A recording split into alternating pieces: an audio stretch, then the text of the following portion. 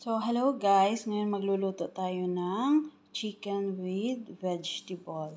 So, na-marinate ko na yung chicken. So, whole chicken. So, nasa inyo na yan kung mag-ano kayo ng whole chicken or yung cut chicken lang. So, na-marinate ko siya. Ang nilagay ko lang ay yogurt, olive oil, garlic, salt, black pepper, ginger, cardamom, cinnamon, zest lemon, at saka yung onion and garlic powder. So, ito naman yung veggie natin. Sa inyo na kung ano ang gusto nyong ilalagay. Ang nilagay ko, cauliflower, broccoli, may corn, mushroom, carrots,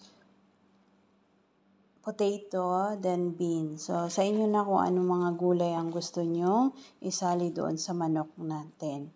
At saka, nag-ready na din ako ng yung sa oven. Ito yung baking paper. So, ilalagay na natin yung chicken at saka yung veggie natin dyan. So, naglagay din ako ng rosemary leaves. Yung pag-marinate ko ng veggie, ang nilagay ko olive oil, salt, black pepper, oregano, paprika, and cumin. So, pwede din rosemary or oregano.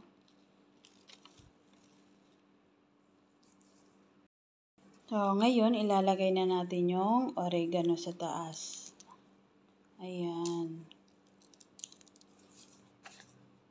Then, isali na lang din natin yung sauce ng chicken para mas masarap yung lasa ng veggie.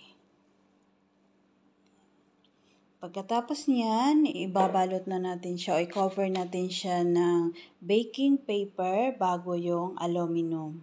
Ito na yung chicken natin. Yan. I-cover natin siya ng baking paper bago yung aluminum. Then, i-marinate natin siya ng 1 hour bago natin bubuksan yung oven. Ngayon, isi-set na natin ang oven. So, ilalagay ko siya sa 50 minutes. Then, 200 yung init. Lagay muna natin siya sa baba. Yung baba, yung init niya. After 30 minutes, ilalagay natin siya up and down. So, ito na yung chicken natin. Nasa oven na. So, cover siya ng aluminum. So, ito 50 minutes, 200 ang init, then sa baba ang init. After 30 minutes, ilagay natin siya dito sa up and down. Guys, kininuha ko na siya sa oven. So, titingnan natin. Ayan, yan, luto na yan siya.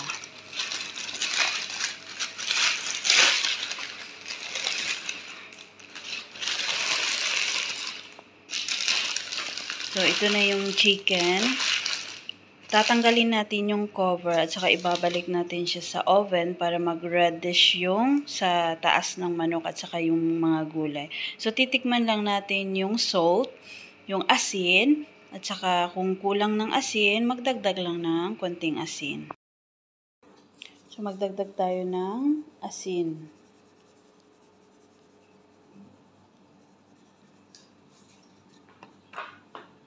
Ito naman, ang mix ko, garlic, lemon, at saka olive oil. Ilalagay lang natin siya sa top ng manok.